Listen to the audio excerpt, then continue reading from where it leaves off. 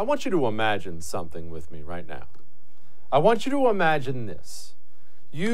Someone you care about, kids, husband, wife, mother, father, whoever it may be, you find out that they are going to come hang out with me for an hour every single day.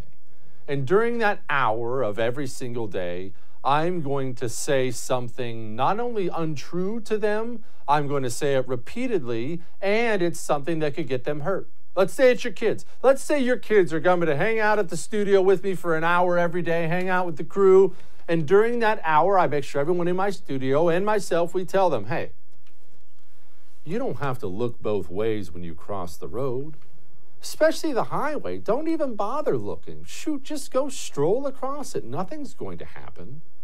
Well, you would want something done about that, right? You would say, can someone arrest this man? Or I'm going to sue him? Or maybe I'm going to go down there and punch him in the nose? Either way, stop lying to my child because it's potentially deadly to my child. Well, we have a national problem that is equal to that right now. It is one thing to have a media that is a little left, very left. That's one thing. It is quite another to have a media that is so disgustingly left and so committed to the destruction of the right that they push not just twisted versions of the truth. They'll push outright fabrications. I tell you all the time on this show, it's a saying I'm famous for at this point in time, none of what you see is real. That gets hard for people to accept because you don't want to be there, right? I'll tell you, I don't want to be there. I don't want to be king cynic. I turn on the news every night and, well, that's a lie, I'm sure. That's probably a lie too. What are they lying about now? I've got news for you. That's where we are. You can't trust anything you see now. And what's happened is, you see, we have the system I talk about all the time. The reason they don't just sell twisted versions of the truth now, they sell complete fabrications is because all one party controls the entire system, no part of the system will check them on it. The media didn't always have that freedom. Just make up a story out of nowhere, just spit out some words and see where they splatter and, oh, well, I guess we lied, ha ha ha, move on. They can do that now because no other part of the system is there to keep them in check. You know, I don't spend a ton of time destroying other networks. I just don't bother. They spend enough time destroying themselves. But this recent footage from Project Veritas of CNN just coming out and admitting things we all suspected anyway, this is some jaw-dropping stuff. I think we got him through this term. We would always show shots of him jogging, him in aviator shades, and like you paint him as a young geriatric. We were creating a story there that we didn't know anything about. You know, so that's I think that's propaganda. Look what we did. We got Trump out. I am 100% going to say it, and I 100% believe it, that if it wasn't for CNN, I don't know that Trump would have got voted out. Our focus was to get Trump out of office, right? Without saying it, that's what it was, right? So our next thing is going to be for climate change awareness. Do you think it's going to be just like a lot of like fear, like climate? Yeah, fear sells. Fear sells. No one ever says those things out loud, but it's obvious. It is obvious. But it's not about that. It's not about that doofus getting busted being honest. It's that it's been lie after lie after lie after lie after lie. It's every major news story you can think of in the past 4 or 5 years have been outright lies. Did you remember the things they were saying about COVID-19 in the beginning? I remember. COVID, gangbusters at ratings, right? Which is why we constantly have a death toll on the side, which I have a major problem with, that we're tallying how many people die every day. Because I've even looked at it and be like, let's make it higher. Like, why isn't it high enough, you know, today? Like, it would make our point better if it was higher. And I'm like, what am I rallying for, that's a problem. Yeah. That we're doing that, you know? Like this special red phone ring. Yeah. And they pick it up, and it's like the head of the network being like, there's nothing that you're doing right now that makes me want to stick. Put the numbers back up, because that's the most enticing thing that we have. So put it back up. So like things like that are constantly talked about. There it is. And just so you know, just so you don't think I'm out here picking on CNN or just picking on this issue or that issue, Donald Trump or COVID. It wasn't that long ago, like 15 minutes ago, one of the biggest networks on one of the biggest, longest running news programs, 60 Minutes, in the history of the country, ran an outright lie on a governor the left has decided they hate. Publix, as you know, donated $100,000 to your campaign, and then you rewarded them with the exclusive rights to distribute the vaccination in Palm Beach. First of all, what you're saying is wrong. How is that not pay to play? That's a fake narrative. I met with the county mayor, I met with the administrator, I met with all the folks at Palm Beach County, and I said, here's some of the options. We can do more drive-through sites. We can give more to hospitals. We can do the Publix. And they said, we think that would be the easiest thing for our residents.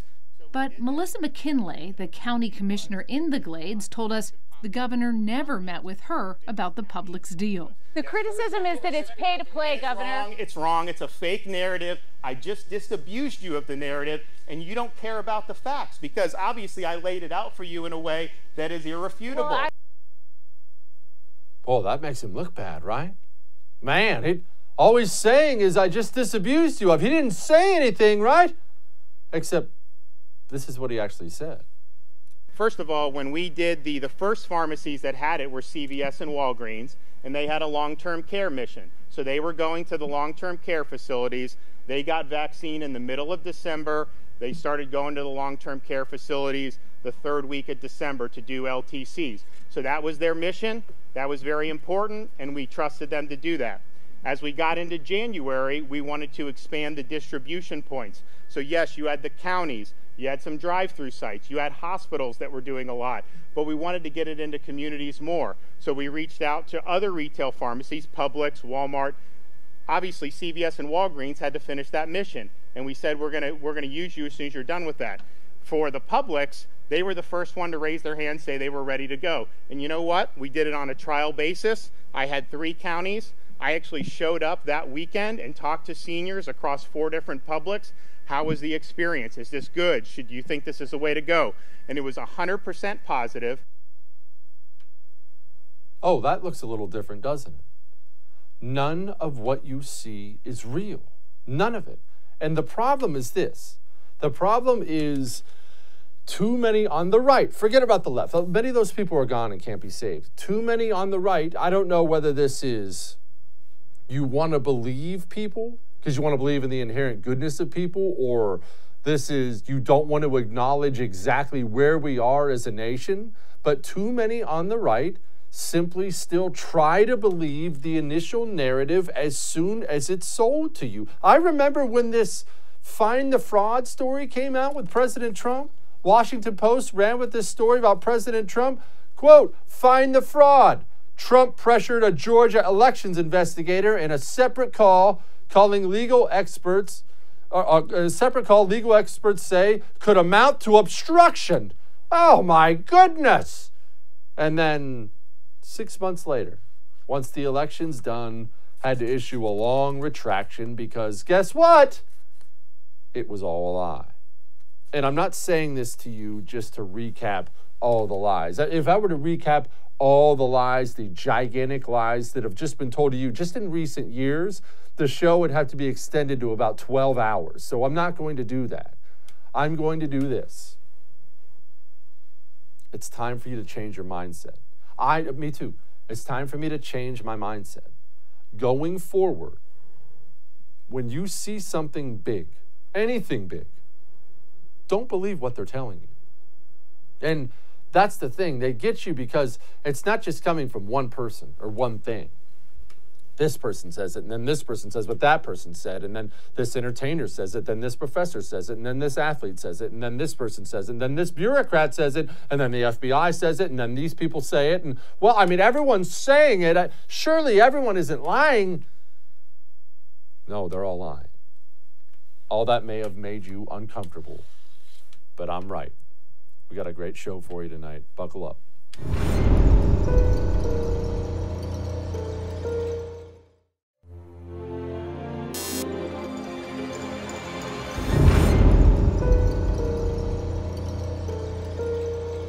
Was that your laptop? For real, I don't know. I know, but you know that's this is. I really don't know. Okay. The answer is. You don't know yes or no if the laptop. I don't have any yours. idea. I have no idea. So could have been yours. Of course, certainly. There could be a laptop out there that was stolen from me. There could be that I was hacked. It could be that it was Russian intelligence. It could be that it was stolen from me. Joining me now to talk about that and other things is my buddy Ken LaCourte with the Media Action Network.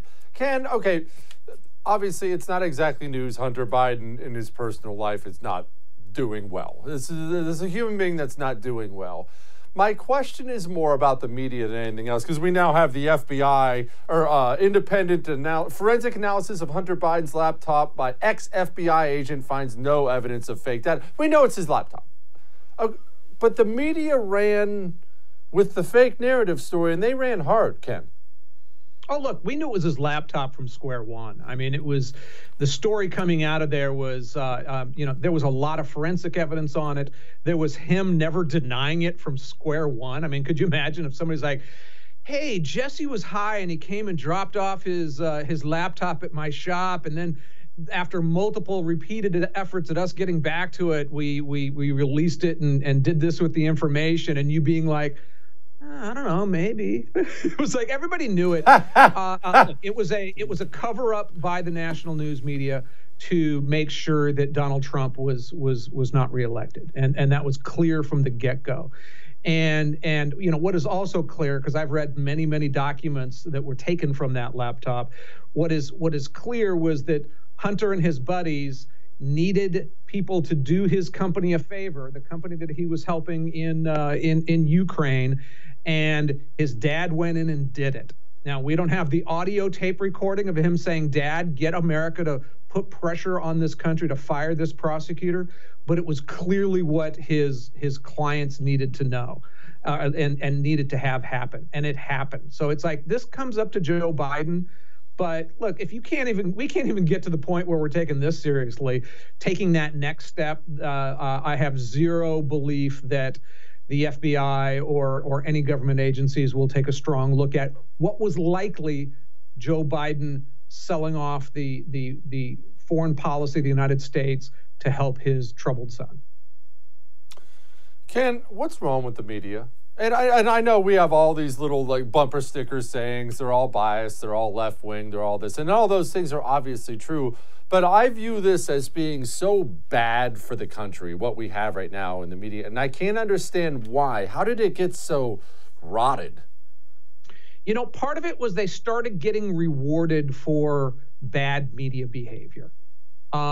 Jim Acosta is one of the reporters who shot to the national consciousness during this just by being an aggressive a-hole in meetings and basically by stop pretending to be a reporter and just pretend to be a Democratic operative who happened to work for a national news organization. And all of these people, look, we saw it happening for years and years, that opinions started getting more appreciated than news. What are the shows on cable that had higher ratings? Well, it was Bill O'Reilly. It was the talkers. It was the people who said, here's the news and I'm going to tell you what to think about it, and here's my impression. And there are places for people like that. But then the whole system kind of got perverted, where anytime somebody would run a "we love Trump," or more precisely a "we hate Donald Trump and he's an orange terrible man," they started making more money. The clicks came in more. They got more social media shares. They became Twitterati personalities. So all of the wrong things were pushing these people to do more wrong behavior, and now we're just living in the midst of it. Was there something we could have done to prevent it? Because that sounds like it's something that's unavoidable. Because, look, the truth is, it's fun to be famous. People enjoy it. Here's a free steak dinner. Take a picture with a pretty girl. Oh, can I have my autograph? The people enjoy being famous, so it doesn't sound like it was avoidable as soon as these people found fame. You know, a lot of it was the internet coming in and being and rewarding things differently. There were a lot of financial pushes behind this as well. So to some extent, it was unavoidable, or at least just a product. I don't think that there were any one or two decisions that anyone could have made to say, let's reverse this procedure of the media as it went into its crazy period during our lifetime.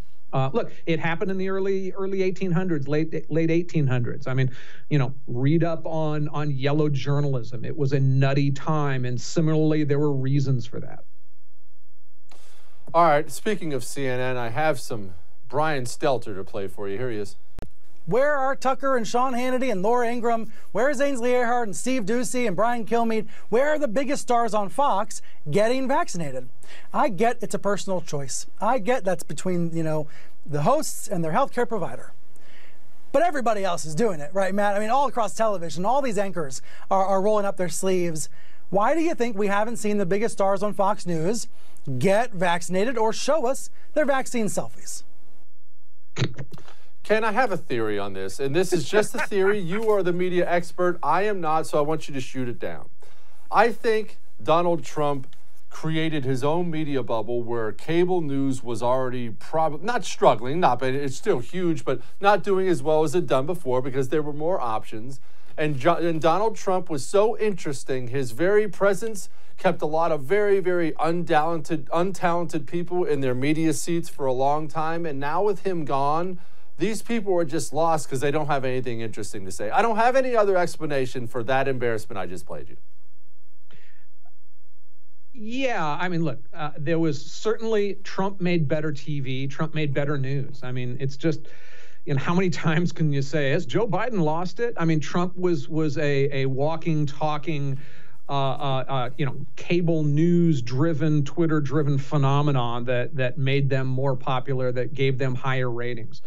And of course drove them crazy in the process. I mean, you know, Brian Stelter. So yes, I think that they're going to be still reaching harder for relevance. I mean, literally, you just saw a news anchor who, of course, is really basically a PR guy for CNN because he pretends to be a media analysis and all he does is hit their opponents, get mad at people because they didn't take a camera into their doctor's office to show them get a shot. Now, let's not forget, this virus did affect Mr. Stelter very, very, very seriously. If you read one of his earlier tweets about how he climbed into bed and started weeping for his pre-COVID life. And you know, you could just see I could just visualize the tear-stained crumbs from his donut in bed getting all over the place. It must have been horrible. So he's got some other issues going on too. Ken, if you know what, I've never asked you this question before, and I should have. As somebody young out there wants to have some kind of a media career of some kind, whether it be an opinion show like mine or genuine news, what's the Ken LaCourte advice you would give somebody like that? Well, the biggest things right now, I mean, if you were just getting started and somebody was, you know, there are now, we're in this weird era where everyone wants to be a star, where it can kind of be easy to do that, but there are also these verboten things that you're just not allowed to say. You're not allowed to say things about race that then people turn you into a racist for saying something as clearly as like, hey, you know, black kids in my class don't do as well as the white kids. That sucks, and that's racist. I would say that I'd reach for some of the third rails, only if you have an employer or a non-YouTube presence where you could pop that. I think that there will be a huge audience that gravitates towards people who are saying truths that you're not allowed to say anymore. And that's a ballsy, that is not an easy thing. You're going to have people, look, Tucker Carlson is a terrific example of it. He says things that you weren't supposed to say. Now, he's had people smashing his door. He's had people protesting his house, screaming, "We know where you live," painting on his sidewalk. He has an employer who most other employers would have fired Tucker by now. And he has gotten kind of stratospheric compared to what he was, because he started speaking truth to power in a real way, not in the well, Adidas and everybody says whatever about, whatever cool PC line is going on. So having the guts to say the things that most Americans are going, yeah, I believe that, but that you get criticized for. Look, we saw Howard Stern do it in the 80s. Now, his stuff was about sex and poo-poo and pee-pee type of stuff. It was different now. But Howard Stern was the kind of guy that you laughed at because he said the stuff that when you were in a room with a couple of your friends that you guys laughed about or that you thought about but were afraid to say it.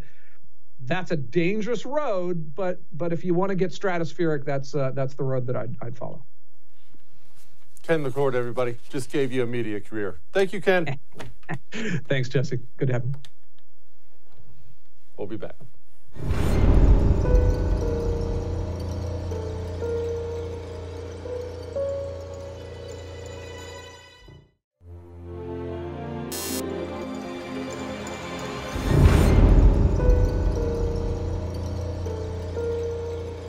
I just want to say from the bottom of my heart, I can't thank you all enough for being able to join me tonight. I'm just so grateful that white supremacy hasn't taken all of you out. Did you know? It's coming for all of us. This is from Yahoo News. White supremacy is the root of all race-related violence in the U.S. I genuinely had no idea. I've been walking around for 39 years. I don't know how I've dodged it.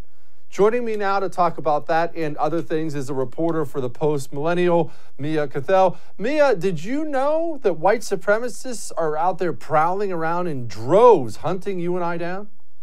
I certainly did not, but this critical race theory professor who wrote this article, it was for this academic paper, republished by Yahoo News, everywhere else in the ether, claiming that you do not have to be white to perpetuate white supremacy. And this is amid the Stop Asian Hate movement. This is, of course, preposterous.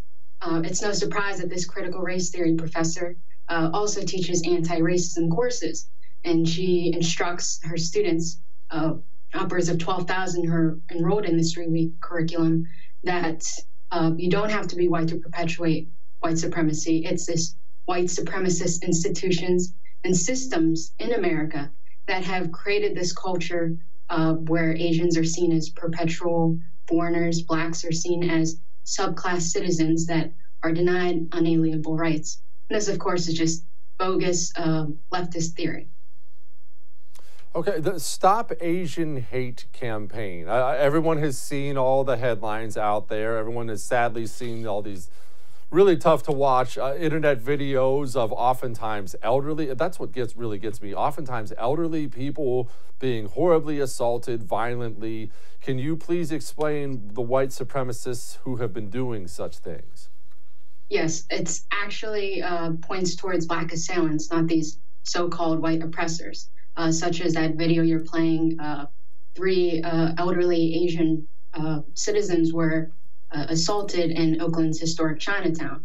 There's also the 84-year-old Thai immigrant who was pushed to the ground and died from the daylight shove at the hands of 19-year-old Antoine Watson. And CNN, 3 weeks after this incident occurred, still would not identify the suspect. They wouldn't say his name or race, and they're ignoring data, such as the data you throw on the screen. A DOJ report that race, ethnicity, hate crimes broken down by such. It's actually blacks who are the biggest demographic pool that are targeting Asian victims. Whites, Asians are actually at the equal rate attacking. In the same table, blacks are also attacking black victims at the highest percentage, 70%. And these numbers dispute the lies perpetuated by Black Lives Matter, Stop Asian Hate movements. They can't fathom the idea that minority groups can harbor anti-Asian animosity. Before they were rejecting it, but now with this article circulating, it appears that the mental gymnastics have contorted past the breaking point as their leftists are trying to cope with the ugly truth. Mia, can you explain? Can you explain the tension, if there is an explanation, between the black community in these urban areas and the Asian community? And I ask this as somebody who's well aware the history of the world is tension between different communities. Even in America, the Irish hated the Italians, who hated the Jews, they hated the blacks, they hated. This is not abnormal. This is what happens in big cities whenever there are large groups of one, either religion or skin color, in one place or the other. But something creates that tension somewhere along the way. Why the tension? Do you have any idea? Well, Vox is echoing what anti-Trump Dr. Eugene Gu claims, that these racist economic and immigration policies are pitting marginalized communities against one another. But this really isn't true. If you look at the series of anti-Asian hate attacks that have surfaced around the San Francisco area, you might notice the correlation that there's this culture of lawlessness that is formed in the aftermath of the George Floyd riots. You know, it's crazy to think that if you abolish police to fund police, there's going to be an uptick in crime. And as you had noted, Jesse, that it's the elderly population that it's attacked. So on top of that, they have that vulnerability factor that they would be targeted as victims. Mia, I'm going to switch gears here a little bit and go to Cuomo. I don't know whether I should hate this guy's guts or somehow admire the fact that he has weathered this political storm. And now nobody's talking about it at all. Half the world is accused him of sexual harassment. But setting that stuff aside, because you never know what's real and what's not, the guy is responsible for thousands of people dying in New York. And the guy won an Emmy. He wrote a book about leadership during a pandemic. And he's going to come out of this thing scot-free, isn't he? He's not going anywhere. Yeah, he should win an Emmy for hoodwinking us all. I mean, the sexual harassment scandal that came on the heels of the nursing home death scandal. I think we should all more so focus on the deaths of our most vulnerable population amid the coronavirus outbreak. You know, this governor alliance that formed amid the public health crisis, Governor Tom Wolf of Pennsylvania, that's where I'm from. He also had this on his hands. And Rachel Levine, the doctor who was Pennsylvania's top health official, now Biden's assistant secretary of health, she's also to blame. But yet she was able to remove her own 95-year-old mother from an unnamed personal care home. There's just so much hypocrisy with state leadership. And now that we have the new Biden administration, Americans are supposed to memory hole the trauma that we've experienced over the past year because of businesses that were shut down, lives that were lost during the lockdowns and in the aftermath of the riots. But as you see in Minneapolis, the riots are starting up yet again. This stuff is repeating itself, and we're supposed to just pretend none of it happened as it happens again to our communities and to our loved ones. Mia, what do you tell people who live in these urban places? And look, I'm not anti-city. I grew up in the country. I've spent a bunch of time in the cities. I love them both. New York City, one of my favorite places in the world. But how are you, if you're in Minneapolis, how with a straight face can you come home every night to your family and say, you know, we're in the best place for us? I mean, as Jack Posobiec always tells people, get out of cities.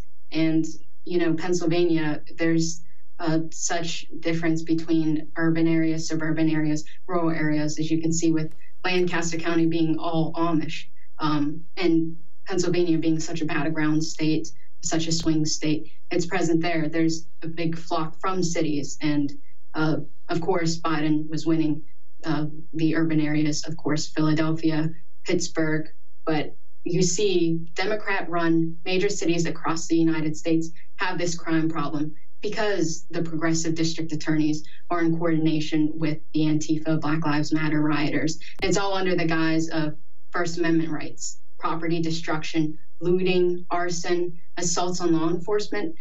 You know, they're broadening this umbrella of First Amendment rights, which it's not. Mia, are we ever going to get serious about this whole district attorney thing? So I'm so glad you brought it up. People don't realize it doesn't matter what the law is as long as the DA decides I'm going to enforce this one and I'm not going to enforce that one.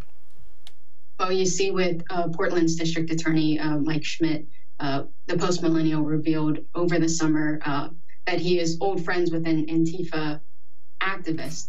You know, that's just a direct correlation, a direct relationship. And yet they're supposed to be prosecuting these serious crimes when the district attorney released the dashboard, I believe, last fall. You know, you saw that a majority of these cases were dismissed without prejudice. We're not going to be thrown in the court again because they're siding with the rioters. This is the prosecution. And you see law enforcement, police are stuck in the middle. There's only so much they can do with policing, with arrests, if these arrests are not going to see repercussions. Mia Cathell, thank you so much for joining me. That was awesome. Thank you for having me on. Look, we can hate the game. You know, you can hate that. I'll tell you, I hate that of, well, just elect your own district attorney and then he'll go after them and he won't go after us. That's disgusting. It really is disgusting. The law should be the law. It should be. But you and I pride ourselves on not being like the insane leftists, right, who live in this world of make-believe. We have to reside firmly right here in the real world. Right here in the real world, these district attorneys decide who goes to jail and who goes free. Maybe we should start spending a lot more time and money focusing on these DA races. All right, we're not done. I'll be back.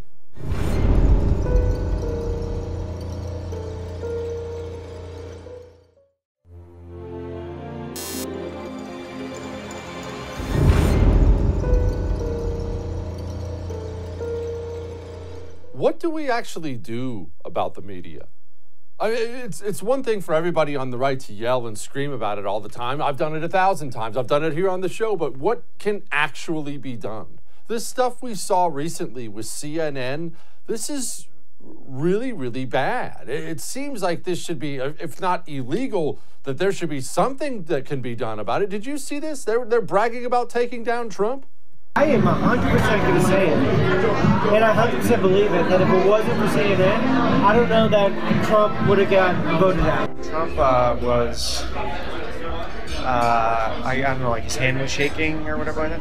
We brought in like so many medical people to like all tell a story that like it was all speculation, that he was like neurological damage, like that he was losing it, he's unfit to, you know, whatever. We were creating a story there that we didn't know anything about, you know. Our focus was to get Trump out of office, right? Without saying it, that's what it was. Quite an admission. Joining me now to talk about that is the executive editor of The American Mind, James Polis. James, illegal? Can they be sued? What should we do about the American media? Because this is just not healthy for the country. Well, Jesse, it's true that it's unhealthy. I mean, what we've seen since the rise of digital technology is that legacy media companies, TV companies, film companies have largely scrambled to try to maintain their relevance. And one way that they've found some success in doing that is to floor the gas pedal on becoming propaganda. Now, you know, it's in the nature of the TV medium that, you know, people with opinions get in front of the screen, they try to meme it out, pump out, broadcast whatever their opinion or their bias is in an effort to gain maximum market share. So that's kind of baked in. But what we're seeing now for the first time is really a corporate consolidation and a unification of this corporate elite class that has a very particular bias to it, very strongly held opinions, and found themselves in a position where they were willing to do whatever it took to push that message out in as powerful a way as they could. And now they're reaping the consequences. So yeah, you know, Trump did get voted out. You know, that's something we could talk about some more later. But what happens as a result is a huge blow to their credibility. People recognize that the established mainstream media virtually is a political party of its own, and they're taking actions accordingly. So how we're going to do that? We're going to look at parallel institutions that people who don't want to be force-fed propaganda every day can build up on their own. I know there's there are jokes making the rounds about, well, all you have to do is build your own internet. Well, you know, technology has progressed to a point where people do have the ability to, whether it's, you know, through some of the pre-existing channels or to build some of their own, to build their own communication systems, their own networks, whether it's more private, person to person, or whether it's, you know, new platforms, new protocols, things that are wired to make you uncancelable. They're out there and they're gaining steam. I like that they're out there, and I like that they're gaining steam. By the grace of God, they are gaining steam. But look, James, in the meantime, though, we have massive damage. This has done damage. I mean, we don't even talk about the absolute loss of life the American media is responsible for. I'm old enough to remember them burning down Ferguson, Missouri over a complete lie. And that's just one example of 1,000 I could have brought up. This is causing wholesale destruction to the country. Is there any, can they be sued? I'm not a lawyer. Can you sue somebody for damaging video like that? Well, I'm not a lawyer either, but I think everyone can realize that our libel laws and other related laws are due for an overhaul. The things that you can get away with if you have a big enough megaphone are seriously damaging. I think that one of the most troubling things that we've seen is the way that if Donald Trump did something, it was portrayed as an existential threat to the United States and to freedom everywhere in the world. But if Joe Biden does something similar, or even more exaggerated, such as what we're seeing right now at the border, it's hailed as bold statesmanship. I mean, look at what happened with the war in Afghanistan. Trump tries to leave. The media circles the wagons and unloads on him as the wrong guy for the job. Someone derelict in their job, doesn't understand foreign policy. Joe Biden turns around and says, you know what, we're pulling out of Afghanistan. And from Barack Obama on down, the message is bold leadership. It's long overdue. So they're really going to a place where the same fact pattern or the same conduct is presented in 180-degree different light as pure good rather than pure evil. That's something that people should recognize, but also people who are harmed by what the media does should have some recourse. And I think that what we're going to see going forward is people pushing more firmly on those legal boundaries, testing some of these things out with cases, and it'll make its way up the system.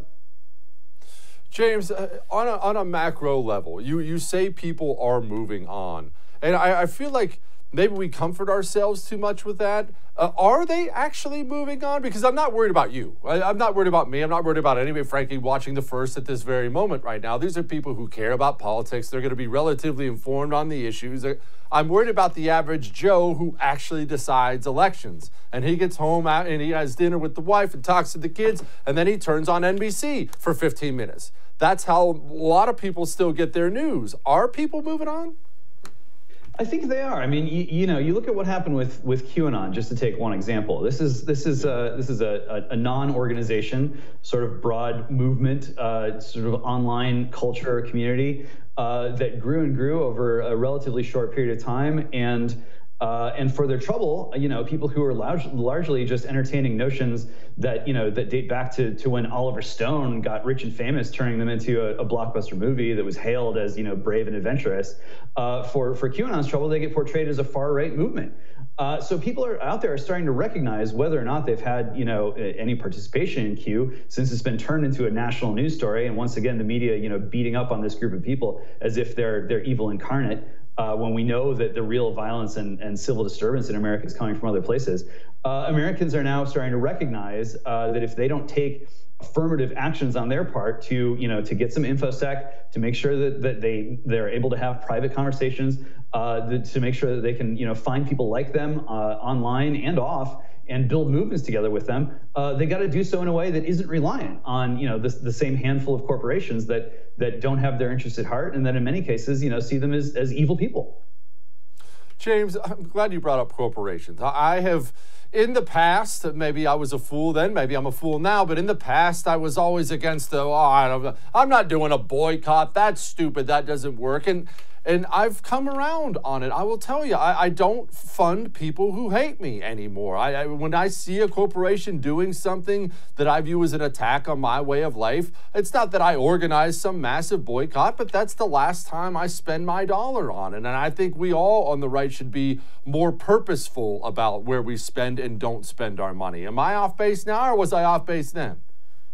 No, I mean, I think a lot of people are starting to experience these feelings and these sensations. I mean, look, corporations, even though they're one of the last big associations standing in American life that has any power to it, I mean, they've got weaknesses of their own. They're consolidating. They're taking extraordinary action to interfere in public policy, I think these are alarming signs, but they're also signs of a certain sort of weakness. People don't want to grow up to be members of a corporation. You poll young people and kids, they want to be influencers. And sure, like YouTube is an arm of the Google corporation, but an influencer is about more than that. It's about skirting big established businesses and going directly, to your fans, to your audience, to your community. I think that's gaining steam. I think you look at the top of corporations, everyone, especially in tech, the people at the top are exiting. They don't want to run corporations. They want to become something more like priests, where they go live off on an island somewhere and they think the very best ideas and sort of like try to get the world to agree. That's not what a corporation is designed to do. And I think we've seen corporations get sort of twisted or disfigured in an effort to turn them into something that actually has more control over people in one sense, but is also more appealing to them in another. And I think a lot of the populist and nationalist pushback that you're seeing against the corporations reflects the fact that the people who are running our big business in America, by and large, have lost the plot. They don't have rising generations behind them. They're lashing out, trying to figure out a way to regain cultural authority that's diminishing, and the future is not on their side. An island actually does sound pretty sweet, I'll be honest with you. All right, James, tell me what you're doing at the American Mind. Well, the purpose of the American Mind is since our beginnings under the Claremont Institute aegis has been to really just drive the discussion about the ideas that drive the political debate. Obviously, it's been a crazy couple of years, no end in sight. There's a jump ball for intellectual and sort of spiritual leadership on the right, and so what we do at AmericanMind.org and through our Substack newsletter and other fora, we do the work to rip the Band-Aid off of the discourse that we're being spoon-fed and see what's going on underneath and help people organize and understand how to respond to what they should do about what's going on in America today. It's fun, but it's also real work. And we know that the audience is out there, looking for leadership, looking for guidance, and wanting to contribute their own skills and abilities to rebuilding this movement. James, thanks for what you do, man. I appreciate you. Thanks a lot, Jesse. Take care. All right. We'll be back.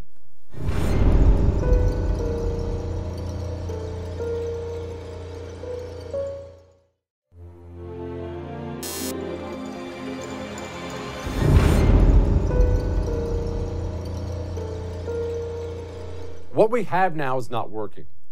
At least you and I can agree on that. We may disagree on the solutions for it, but let's agree that what we have as our media is now, this is not working.